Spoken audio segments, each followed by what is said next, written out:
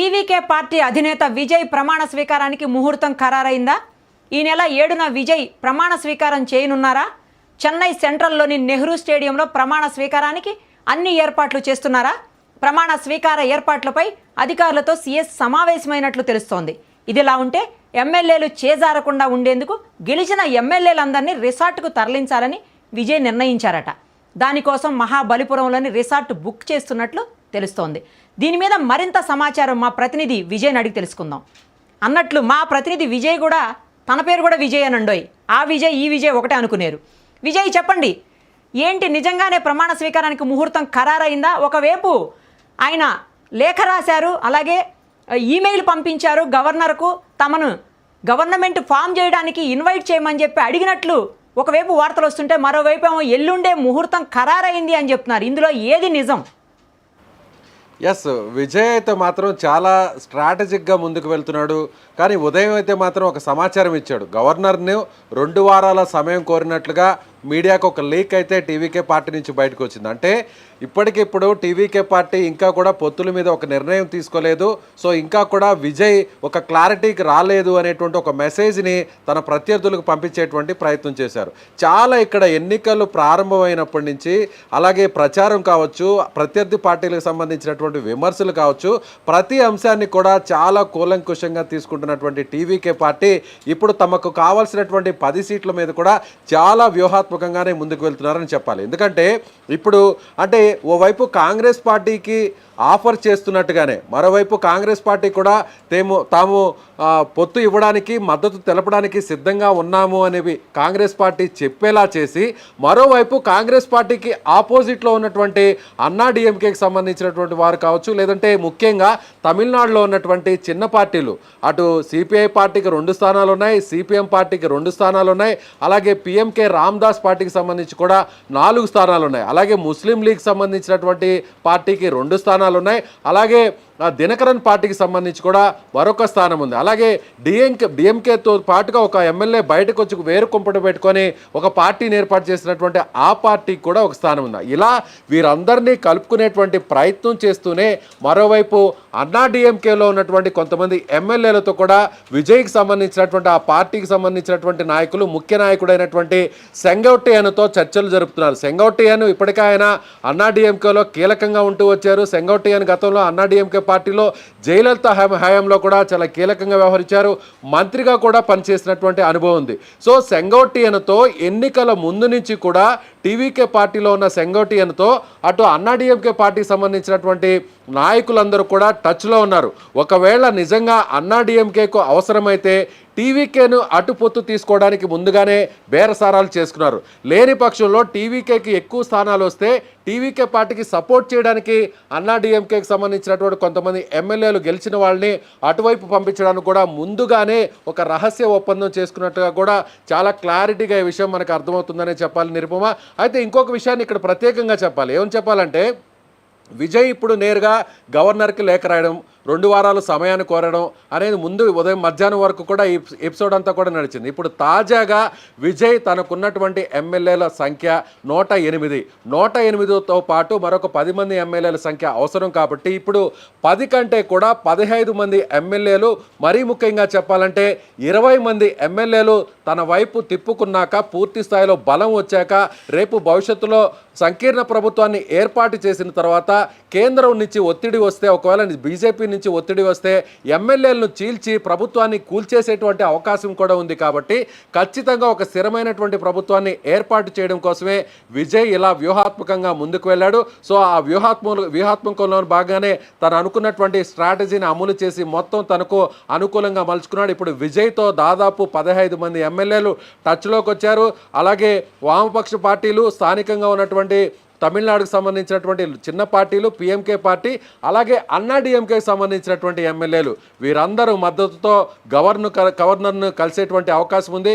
ముందుగా తనకు సంబంధించినటువంటి 107 మంది ఎమ్మెల్యేలను నేరుగా ఆయన మహాబలిపురంలో ఉన్నటువంటి ఒక రిసార్ట్కు ఇవాళ సాయంత్రం మధ్యాహ్నం మీటింగ్ అయిన తర్వాత నేరుగా అక్కడి నుంచి టీవీకే పార్టీ ఆఫీస్ నుంచి బయలుదేరి వీరందరినీ కూడా మహాబలిపురంకి తరలించారు. అయితే అక్కడ ఇవాళ మార్నింగ్ జరిగినటువంటి టీవీకే పార్టీ ఆఫీస్లో జరిగినటువంటి 107 మంది ఎమ్మెల్యేల సమావేశంలో కూడా వాళ్ళందరూ కూడా ఏకగ్రీవంగా విజయ్ని శాసనసభాపక్ష నేతగా ఎన్నుకున్నారు. విజయ్ని ముఖ్యమంత్రి స్థానంలో కూర్చోబెట్టడానికి పార్టీ పరంగా చేయాల్సినటువంటి అన్ని కార్యక్రమాలను లాంఛనాలను కూడా పూర్తి చేశారు. సో ఇటువైపు కాంగ్రెస్ పార్టీ తాము మద్దతు ఇవ్వడానికి సిద్ధంగా ఉన్నామని చెప్పినప్పటికీ కూడా ఇప్పుడు కాంగ్రెస్ ఇచ్చినటువంటి ఆఫర్ని కూడా పక్కన పెట్టేటువంటి పరిస్థితి కనిపిస్తుంది. ఎందుకంటే ముఖ్యంగా తమిళనాడు ఒకసారి మనం పరిశీలించినట్లయితే ఇప్పటి వరకు కూడా డిఎంకే చేసిన పొరపాటు కూడా ఇదే, అలాగే అన్నా డిఎంకే చేసినటువంటి పొరపాటు కూడా ఇదే. కేంద్రంలో ఉన్నటువంటి బీజేపీ కానీ లేదంటే కేంద్రంలో ఉన్నటువంటి కాంగ్రెస్తో పొత్తు పెట్టుకొని ఇక్కడ తమిళనాడుకు సంబంధించినటువంటి అభివృద్ధిని గాలికి వదిలేశారు. పైన ఉన్నటువంటి జాతీయ నాయకుల చెప్పు చేతుల్లోకి తమిళనాడు రాజకీయాలను పెట్టేశారంటూ విజయ్ పదే పదే విమర్శలు చేశారు. కాబట్టి అటు కాంగ్రెస్ కాను అలాగే ఇటు బీజేపీకిను దూరంగా ఉంటూ లోకల్గా ఉండేటువంటి పార్టీలతో పొత్తు పెట్టుకోవడానికి విజయ్ పక్కా ప్లాన్తో ముందుకు వెళ్తున్నారు. రేపు 7వ తారీఖున ప్రమాణ స్వీకారం చేయడానికి అన్ని రకాల ఏర్పాట్లు చేస్తున్నట్టుగా తెలుస్తుంది. చెన్నై సెంట్రల్లో ఉన్నటువంటి నెహ్రూ స్టేడియంలో అన్ని రకాల ఏర్పాట్లు చేయడానికి ఇప్పటికే గవర్నర్ కూడా ఆయన ఒక సమాచారాన్ని ఇచ్చారు. తన 107 మంది ఎమ్మెల్యేల మద్దతుతో పాటు వారు సంతకాలు చేసినటువంటి ఒక లెటర్తో పాటుగా ఎవరైతే ఇతర పార్టీలకు సంబంధించినటువంటి వారు తనకు సపోర్ట్ చేస్తున్నారో వాళ్ళ సంతకాలతో పాటుగా అలాగే టచ్లో ఉన్నటువంటి అన్నా డిఎంకే ఎమ్మెల్యేలకు సంబంధించినటువంటి సంతకాలను కూడా సేకరించారు. వీటన్నిటిని నేరుగా తీసుకెళ్లి గవర్నర్కు సబ్మిట్ చేసి 7వ తారీఖున బహిరంగంగా చాలా పెద్ద ఎత్తున తమిళనాడులోనే కన్నీ విని ఎరుగని రీతిలో ప్రమాణ స్వీకారాన్ని చేయడానికి సిద్ధమైనట్టుగా తెలుస్తుంది. తనతో పాటు కేవలం ఒక విజయ్ మాత్రమే సీఎంగా విజయ్ నేను అని ప్రమాణ స్వీకారం చేసేటువంటి పరిస్థితుంది. మిగిలినటువంటి మంత్రులందరూ కూడా కొన్ని రోజుల తర్వాత శుభముహూర్తం చూసుకున్న తర్వాత మిగిలినటువంటి మంత్రుల చేత ప్రమాణ స్వీకారం చేయించేటువంటి అవకాశాలు అయితే కనిపిస్తున్నాయని చెప్పొచ్చు. అసలు ఇంకా మ్యాజిక్ ఫిగర్కి 10 మంది తక్కువ ఉన్నారు. ఆ 10 మందిని పూల్ చేసుకోవాలి. ముందు వాళ్ళు ఎవరనేది క్లారిటీ రావాలి. ఏ పార్టీ నుంచి వస్తున్నారు, ఎక్కడి నుంచి వస్తున్నారు, ఎక్కడి నుంచి ఆ 10 మందిని వీళ్ళు కరెక్ట్ మ్యాజిక్ ఫిగర్కి తీసుకొస్తారు అనేది ఫస్ట్ చూసుకున్న తర్వాత కదా ప్రమాణ స్వీకారం గురించి ఆలోచించాలి. కానీ దానికంటే ముందే ఇలాంటి వార్తలు రావటం, ఏ పార్టీ నుంచి వస్తున్నారు ఆ 10 మంది అనేది క్లారిటీ లేదు కదా. ఆ విషయాన్నే బయటకి అనౌన్స్ చేయకూడదు అనేది విజయ్ అనుసరిస్తున్నటువంటి ఒక వ్యూహంగా చెప్పాలి. ఎందుకంటే ఎవరైతే ఎమ్మెల్యేలు తనకు మద్దతు ఇస్తారని, అంటే తమిళనాడులో రాజకీయాలన్నీ కూడా ఎలా ఉంటాయంటే ఇప్పటివరకు చూసినట్లయితే 1952 నుంచి ఇప్పటివరకు జరిగిన ఎన్నికల్లో ఎక్కడా కూడా హంగ్ వచ్చినటువంటి పరిస్థితి లేదు. ఎక్కడా కూడా సంకీర్ణ ప్రభుత్వం పూర్తి స్థాయిలో వేరే ఒక పార్టీల మీద డిపెండ్ అయ్యి ప్రభుత్వాన్ని ఏర్పాటు చేసినటువంటి పరిస్థితులు లేవు. కానీ తొలిసారిగా ఏ పార్టీకి స్పష్టమైనటువంటి మెజారిటీ ఇవ్వకుండా హంగ్ వచ్చినటువంటి ఎన్నికలు ఇప్పుడు జరిగినటువంటి ఎన్నికలే. కాబట్టి విజయ్ ప్రతి అడుగును కూడా ఆచితూచి వేసేటువంటి అవకాశం ఉంది. అటు చిన్న పార్టీల నుంచి తనకు మద్దతు వచ్చినా కూడా, అంటే మ్యాజిక్ ఫిగర్ 118, తను గెలిచినటువంటి స్థానాలు 108, ఇప్పుడు అవసరమైనటువంటి ఎమ్మెల్యేల సంఖ్య 10. అంటే కేవలం 10 నుంచి 12 మంది ఎమ్మెల్యేల సపోర్ట్ చూసుకొని వారి మద్దతుతో ఒకవేళ గవర్నమెంట్ ఫామ్ చేస్తే సో ప్రత్యర్థి పార్టీలు ఎవరైతే సపోర్ట్ చేస్తున్నటువంటి వారిని చీల్చి మళ్ళీ తన ప్రభుత్వాన్ని కూల్చేస్తారు అనేటువంటి అనుమానంతోనే ముందుగా చాలా ప్లాన్డ్గా వెళ్తున్నారు. 10 మంది కాకుండా దాదాపు 15 మంది, ఎంత హీనపక్షంగా వేసుకున్నా కూడా 15 మంది ఎమ్మెల్యేల సపోర్ట్ తీసుకోవాలనుకుంటున్నారు. లేని పక్షంలో 20 మంది, కనీసం 20 మంది అటు అన్నా డిఎంకే పార్టీ సంబంధించినటువంటి ఎమ్మెల్యేలతో ఇప్పటికే టచ్లో ఉన్నారు.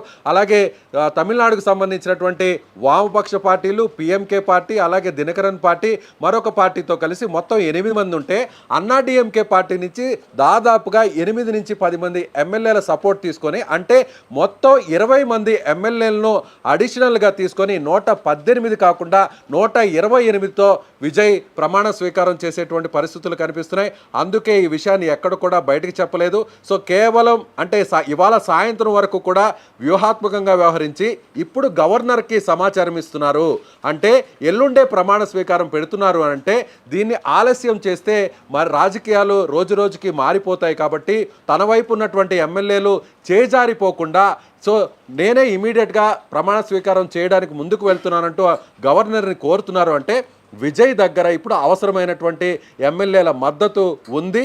ఆ మద్దతును కూడా కూడగట్టుకున్నారు. కాబట్టి వాళ్ళ సంతకాలు కూడా తీసుకువెళ్ళిన తర్వాతే నేరుగా గవర్నర్కి సబ్మిట్ చేసిన తర్వాతే అప్పుడే ప్రమాణ స్వీకారానికి వెళ్ళడానికి అవకాశం ఉందనే చెప్పాలి.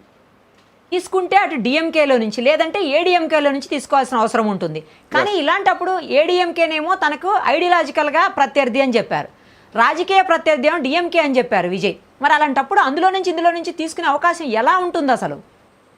ఎస్, విజయ్ ఏర్పడినటువంటి పార్టీ పునాదుల్ని మనం పరిశీలిస్తే ద్రవిడ పార్టీలకు, ద్రవిడ పార్టీ సిద్ధాంతాలకు వ్యతిరేకంగా కొత్త పార్టీ వస్తుంది. ఇది పక్కాగా తమిళనాడులో ఉన్నటువంటి ప్రతి వర్గాన్ని కూడా, ఇక్కడ కుల మత భేదాలు లేకుండా సో పుట్టుకనే ఇక్కడ ఒక బేస్గా తీసుకొని ప్రతి ఒక్కడికి ఇక్కడ తమిళనాడులో అన్ని రకాల అభివృద్ధి సంక్షేమ పథకాలు అందాలనేటువంటి ఉద్దేశంతోనే టీవీకే పార్టీని ఏర్పాటు చేశానని పదే పదే చెప్తున్నటువంటి ఎవరైతే విజయ్ ఉన్నారో, విజయ్ ఇప్పుడు డిఎంకే మద్దతు విజయ్కి ఎటువంటి పరిస్థితుల్లో రాదు.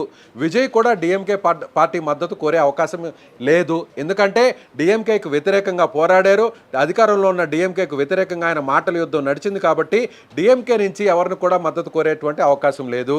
సో ఇక మిగిలినటువంటి అతిపెద్ద పార్టీ అన్నా డిఎంకే. అన్నా డిఎంకేలో నాయకత్వలేమి చాలా స్పష్టంగా కనిపిస్తుంది. జయలలిత లేని లోటు అక్కడ చాలా స్పష్టంగా ఉంది. పళనిస్వామి నాయకత్వంలో 2 సార్లు అన్నా డిఎంకే ఎన్నికలకు వెళితే 2 సార్లు కూడా అన్నా డిఎంకే ఓడిపోయింది. కాబట్టి ఇప్పుడు అన్నా డిఎంకేలో ఉన్నటువంటి ఎమ్మెల్యేలను తన వైపు తిప్పుకునేటువంటి ప్రయత్నం చేస్తున్నాడు. అందుకు తగ్గట్టుగానే ఎన్నికలకు ముందే ఈ ప్లాన్ అంతా కూడా సిద్ధమైంది. పళనిస్వామి ఇప్పుడు అలర్ట్ అయినా కూడా పళనిస్వామి కాకుండా పళనిస్వామికి తరువాత ఉన్నటువంటి మాజీ మంత్రులందరూ కూడా ఇప్పటికే విజయ్తో టచ్లో ఉన్నారు. అంటే ఇప్పుడు అన్నా డిఎంకేలో ఉన్నటువంటి కొంతమంది ఎమ్మెల్యేలు బయటకు వచ్చి విజయ్కు మద్దతు తెలిపి అప్పుడు విజయ్ని సీఎంని చేసి విజయ్ ప్రభుత్వాన్ని ఏర్పాటు చేసిన తర్వాత విజయ్ వీళ్ళ చేత రాజీనామా చేయించి మళ్ళీ ఎన్నికల బరిలో దింపేటువంటి అవకాశం కూడా లేకపోలేదు అనేది చెప్పాలి. సో బొటాపొటి మెజారిటీతో, అంటే మ్యాజిక్ ఫిగర్కు అవసరమైనటువంటి 118 మందితోనే విజయ్ ప్రమాణ స్వీకారం చేసే పరిస్థితి లేదు. అంతకంటే ఎక్కువ మందితోనే దాదాపుగా 125 నుంచి 130 మంది ఎమ్మెల్యేల మద్దతు కూడగట్టుకున్న తర్వాతే విజయ్ ప్రమాణ స్వీకారం చేయాలని అనుకున్నారు. ఇప్పుడు ఆ పరిస్థితులన్నీ కూడా వచ్చాయి కాబట్టి తనకు సపోర్ట్ చేసేటువంటి ఎమ్మెల్యేల సంఖ్య పూర్తి స్థాయిలో వచ్చింది. కాబట్టి ఇప్పుడు విజయ్ గవర్నర్కు లేఖ రాశాడు. గవర్నర్కు ఫోన్ చేసి తానే స్వయంగా తాను ప్రభుత్వాన్ని ఏర్పాటు చేస్తున్నాను, 7వ తారీఖే ముహూర్తం, 7వ తారీఖే ప్రమాణ స్వీకారం ఉండబోతుంది, సో అందుకు తగ్గ ఏర్పాట్లకు మీరు అనుమతి ఇవ్వండి అంటేనే తమిళనాడుకు సంబంధించినటువంటి చీఫ్ సెక్రటరీ కూడా అధికారులతో మాట్లాడారు. సో అక్కడ ప్రమాణ స్వీకారానికి ఏర్పాట్లు కూడా పర్యవేక్షించాలి అనేటువంటి విషయాన్ని కూడా సమాచారం ఇచ్చారు. ఇక మిగిలినటువంటి తంతు తనకు మద్దతిస్తున్నటువంటి ఎమ్మెల్యేల సంతకాలతో కూడుకున్నటువంటి లేఖను గవర్నర్కు అందచేయడమే. అది తన వద్దున్నటువంటి 107 మంది ఎమ్మెల్యేల సంతకాలు, అలాగే తనకు సపోర్ట్ చేస్తున్నటువంటి ఎమ్మెల్యేల సంతకాలను కూడా ఇప్పుడు జతపరిచి అక్కడ గవర్నర్కి ఇచ్చేటువంటి అవకాశం ఉంది. అలా కాని పక్షంలో ఒకవేళ ఏమాత్రం అవకాశం ఉన్నా కూడా కేంద్రంలో ఉండేది బీజేపీ ఎన్డీఏ కాబట్టి తనకు అవకాశం తక్కువగా ఉన్నటువంటి సందర్భంలో గవర్నర్ ద్వారా తనను ఇబ్బంది పెట్టేటువంటి ప్రయత్నం చేస్తారనేటువంటి విషయం తెలుసు కాబట్టే పక్కా ప్లాన్తో విజయ్ ఇలా ముందుకు వెళ్తున్నాడు అనేది చెప్పవచ్చు. నిరుపమ, చాలామంది సీనియర్ నేతలతోటి, అంటే రాజకీయ నేతలు, తలపండినటువంటి నేతలతో కూడా ఈరోజు చాలాసేపు ఆయన సమావేశం అయినట్టు వాళ్ళ దగ్గర నుంచి కావాల్సినటువంటి ఇన్పుట్స్, ఎందుకంటే వీళ్ళకి ఏ మాత్రం అసలు కొంచెం కూడా ఎక్స్పీరియన్స్ లేదు కాబట్టి అందరూ చాలామంది ఇందులో ఫస్ట్ టైమే ఎమ్మెల్యేలుగా, ఈవెన్ ఆయన కూడా ఫస్ట్ టైం ఎమ్మెల్యేనే. సో వీళ్ళందరికీ నాలెడ్జ్ లేదు కాబట్టి చాలా సీనియర్స్ దగ్గర నుంచి అంతా ఏం చేయాలి, ఎలా చేయాలనే ప్లాన్ ఆఫ్ యాక్షన్ అంతా తీసుకున్నారని చెప్తున్నారు. నిజమేనా? ఎస్, ఇప్పుడు ప్రస్తుతానికి సెంగోటియన్ అన్నా డిఎంకేలో గతంలో ఆయన జయలలితకు సంబంధించినటువంటి ఆమె ప్రభుత్వంలో పనిచేశారు, కీలకంగా ఉన్నారు. చెన్నై నగరంలోనే ఆయన పోటీ చేశారు, ఆయన కూడా గెలుపొందారు, ఆయన కూడా ఎమ్మెల్యేగా ఉన్నారు. అంటే సెంగోటియన్ని వ్యూహం ప్రకారమే, పథకం ప్రకారమే అన్నా డిఎంకే పార్టీ నుంచి తన పార్టీలో చేర్చుకున్నారు. ఎందుకంటే ఎప్పటికైనా కూడా అన్నా డిఎంకే పార్టీ ఒక నాయకత్వం లేమి ఉన్నటువంటి పార్టీగా ఉంది కాబట్టి అన్నా డిఎంకే పార్టీకి సంబంధించినటువంటి క్యాడర్నంతా కూడా గ్రౌండ్ లెవెల్లో, తనకి ఇంకా పూర్తి స్థాయిలో పార్టీ నిర్మాణం జరగలేదు, గ్రామ స్థాయిలో, వార్డు స్థాయిలో తనకు ఒక కార్యవర్గం ఎక్కడ కూడా జరగలేదు. అది జరగాలి అంటే అన్నా డిఎంకే మొత్తాన్ని ఖాళీ చేసి తన పార్టీలోకి జాయిన్ చేసుకొని ద్వితీయ శ్రేణి నాయకులు, తృతీయ శ్రేణి నాయకులు, గ్రామస్థాయి నాయకులు వాళ్ళందరినీ కూడా అన్నా డిఎంకే నుంచి తన వైపు షిఫ్ట్ చేసుకుంటే భవిష్యత్తులో ఇక టీవీకే పార్టీకి తిరుగు లేకుండా చేసుకోవాలనేటువంటి వ్యూహంతోనే సెంగోట్టియన్ని తన పార్టీలో చేర్చుకున్నారు. తనకు టికెట్ ఇచ్చారు, తను ఇప్పుడు ఎమ్మెల్యేగా గెలిచారు. ఇప్పుడు సెంగోట్టియన్నే అన్నా డిఎంకే పార్టీకి సంబంధించినటువంటి ఎమ్మెల్యేలతో టచ్లో ఉన్నారు.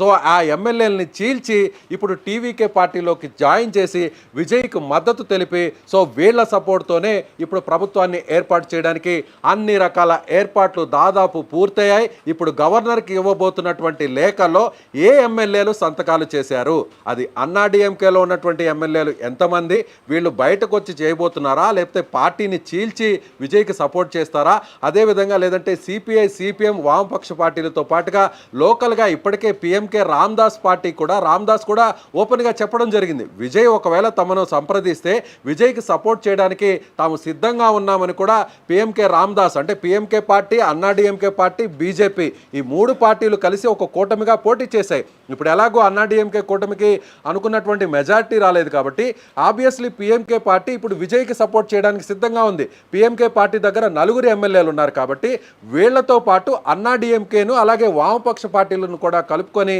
బలమైనటువంటి సుస్థిరమైనటువంటి ప్రభుత్వాన్ని ఏర్పాటు చేయాలి. రాబోయేటువంటి 5 ఏళ్లలో ఎలాంటి ఇబ్బంది లేకుండా పార్టీలో ఉన్నటువంటి ఎమ్మెల్యేలను మళ్ళీ చీల్చకుండా ప్రభుత్వాన్ని పడదీయకుండానే ఒక ప్లాన్ ప్రకారం విజయ్ వెళ్తున్నారు. అందులో భాగంగానే ఇంత వ్యూహాత్మకంగా విజయ్ ముందుకెళ్తున్నాడనేది చెప్పవచ్చు.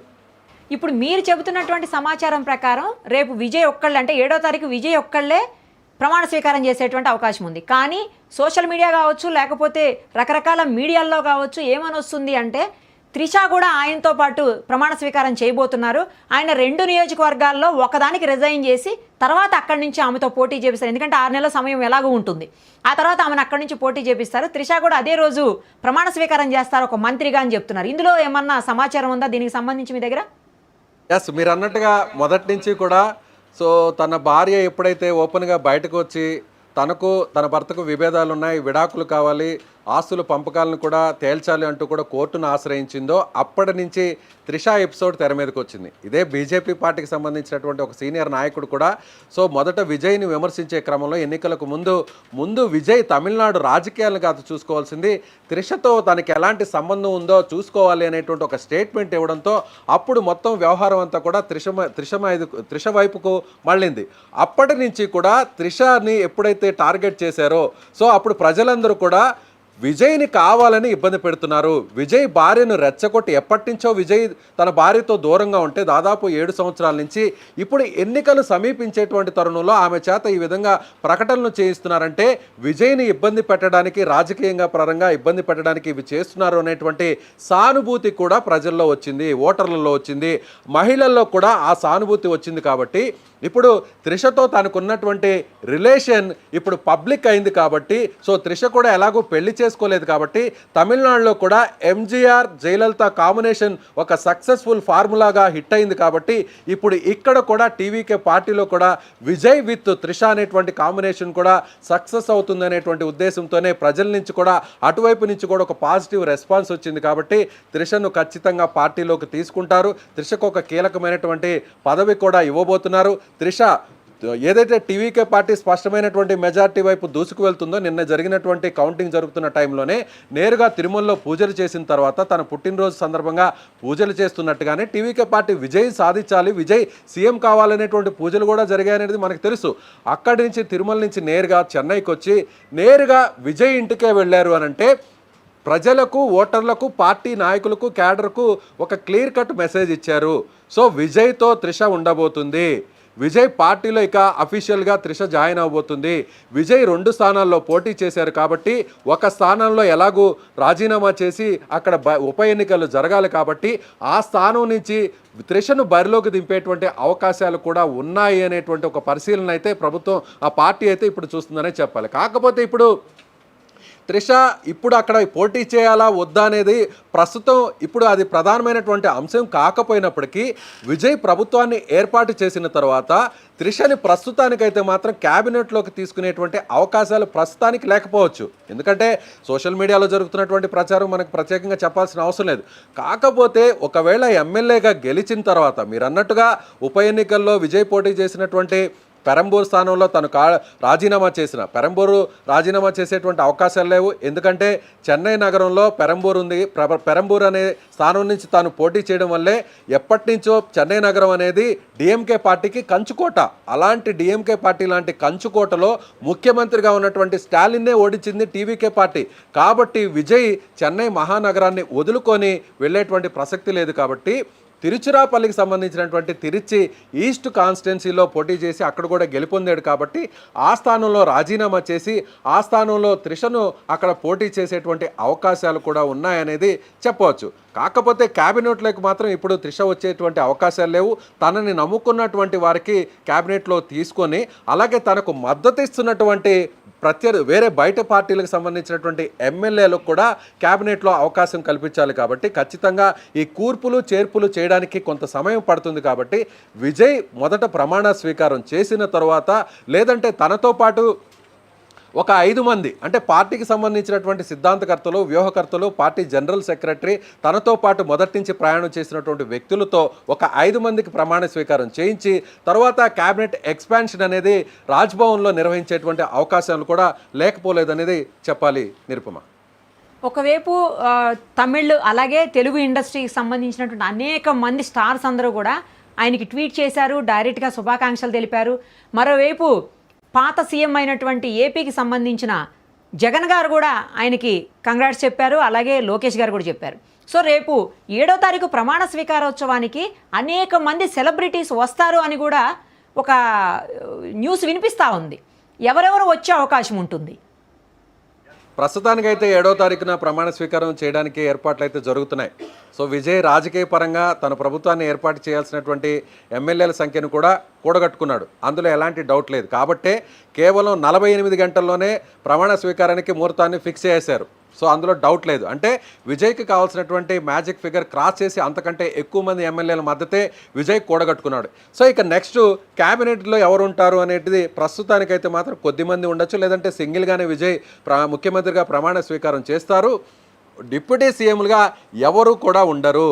త్రిష డిప్యూటీ సీఎం అని, హోమ్ మినిస్టర్ అని సోషల్ మీడియాలో రకరకాల ప్రచారాలు జరుగుతున్నాయి. కానీ ఇప్పటికిప్పుడు రేపు జరిగేటువంటి ప్రమాణ స్వీకారంలో త్రిష క్యాబినెట్లో ఉండదు, డిప్యూటీ సీఎంగా ఉండదు, అలాగే హోమ్ మినిస్టర్గా ఉండేటువంటి అవకాశం కూడా ప్రస్తుతానికైతే లేదని చెప్పాలి. ఎవరైనా ఒక్కడుగా కాకుండా సో తాను ఒక్కడే కాదు, పార్టీ అంటే మొత్తం వ్యవస్థ అనేటువంటి ఒక మెసేజ్ను పంపించాలనుకుంటే పార్టీలో ఉన్నటువంటి కీలక వ్యక్తులు, గెలిచినటువంటి కీలక వ్యక్తులకి క్యాబినెట్లో ఒక 5 లేదా 7 మందితో ప్రమాణ స్వీకారం చేయించే అవకాశాలు ఉన్నాయి. ఈ కార్యక్రమానికి ఎవరెవరు వస్తారనేది కూడా ఇప్పుడు మీరు అడిగినట్టుగా చూస్తే డిఎంకే పార్టీ అయితే వచ్చేటువంటి అవకాశం లేదు. అన్నా డిఎంకే పార్టీ కూడా అఫీషియల్గా వచ్చేటువంటి అవకాశం లేదు. ముఖ్యంగా మీరన్నట్టుగా తాను సినీ రంగానికి సంబంధించినటువంటి హీరో కాబట్టి, తాను ఒక అగ్ర హీరో కాబట్టి ఖచ్చితంగా సినీ రంగానికి సంబంధించినటువంటి ప్రతి వ్యక్తిని కూడా విజయ్ స్వయంగా పిలిచేటువంటి అవకాశం ఉంది. రజనీకాంత్ లాంటి వ్యక్తులు కూడా ఈ ప్రమాణ స్వీకారానికి హాజరవుతారు. ఎందుకంటే రజనీకాంత్ ముందుగానే విజయ్కు సానుకూలంగా ఆయన మాట్లాడడం జరిగింది. ఎన్నికలు ముందే రజనీకాంత్ దగ్గర కొంతమంది మీడియా వ్యక్తులు ప్రస్తావన తీసుకొచ్చినప్పుడు టీవీకే పార్టీ గురించి, విజయ్ గురించి చాలా పాజిటివ్గా మాట్లాడారు. విజయ్లో ఆ నాయకత్వ లక్షణాలు ఉంటాయి, విజయ్ ఎవరైనా పోటీ చేయొచ్చు, రాజకీయాల్లోకి రావచ్చు, సో అందులో ఎలాంటి తప్పు లేదు, తాను రాజకీయాల్లోకి రావాలనుకున్నప్పటికీ కూడా ఆ నిర్ణయాన్ని వెనక్కి తీసుకున్నాను అని చెబుతూనే విజయ్ గురించి ఒక పాజిటివ్ స్టేట్మెంట్ ఇచ్చారు. కాబట్టి సో రజనీకాంత్ బ్లెస్సింగ్స్ కూడా విజయ్కు ఉన్నాయనేటువంటి ఒక మెసేజ్ని గ్రౌండ్ లెవెల్లోకి పంపగలిగారు. కాబట్టి సో ఇప్పుడు రజనీకాంత్ ఫ్యాన్స్ అంతా కూడా విజయ్ వైపు నిలిచారు అనుకున్నారు. కాబట్టి సో రజనీకాంత్ లాంటి వ్యక్తులను కూడా ఇక్కడ గెస్టులుగా పిలవచ్చు. సినిమా రంగానికి సంబంధించినటువంటి చాలామంది హీరోలు, అగ్ర కథానాయకులు వీళ్ళందరూ కూడా వచ్చే అవకాశం ఉంది. మీరు అడిగినట్టుగా త్రిష కూడా ఈ కార్యక్రమానికి అతిథిగా మాత్రమే వస్తారు. క్యాబినెట్లో చోటు కల్పించడం కోసమో లేదంటే మంత్రిగా ప్రమాణ స్వీకారం చేసేటువంటి అవకాశాలు అయితే ప్రస్తుతానికైతే లేవనే చెప్పాలి Nirupama. Let us see. Thank you Vijay. చూద్దాం, ఒకవేళ 7వ తారీఖు కనుక నిజంగానే ప్రమాణ స్వీకారం చేస్తే ఆ రోజు ఎవరెవరు వస్తారు, ఎలాంటి జాగ్రత్తలు తీసుకోవాల్సిన, ఎందుకంటే చాలా పెద్ద పెద్ద వాళ్ళు వస్తారు. మీరు చెప్తున్న దాని ప్రకారం చూస్తుంటే ఆ రాష్ట్రమే కాదు, తెలుగు రాష్ట్రాలకు సంబంధించినటువంటి అనేక మంది హీరోలు కూడా ఆయనతో చాలా దగ్గరగా సంబంధాలు ఉన్నటువంటి పరిస్థితి. వాళ్ళ నాన్నగారు కూడా ఎంతో కాలం బట్టి సినీ రంగానికే దగ్గరగా ఉన్నారు కాబట్టి చాలా పెద్ద పెద్ద వాళ్ళు వచ్చే అవకాశం. దాంతోపాటు చాలామంది అంటే పవన్ కళ్యాణ్ గారితో కూడా ఆయనకి దగ్గర సంబంధాలు ఉన్నాయి. ఏపీ డిప్యూటీ సీఎం అలాగే లోకేష్ గారితో కూడా ఉంది. అలాగే ఎక్స్ సీఎం జగన్ గారితో కూడా ఆయనకి రిలేషన్స్ ఉన్నాయి. మరి ఇంక వీళ్ళందరూ వస్తారేమో చూడాల్సి ఉంది. అయితే నిజంగానే 7వ తారీఖు ప్రమాణ స్వీకారం చేస్తారా లేదంటే మరికొంత సమయం తీసుకుంటారా అనేది మాత్రం వేచి చూడాల్సి ఉంది.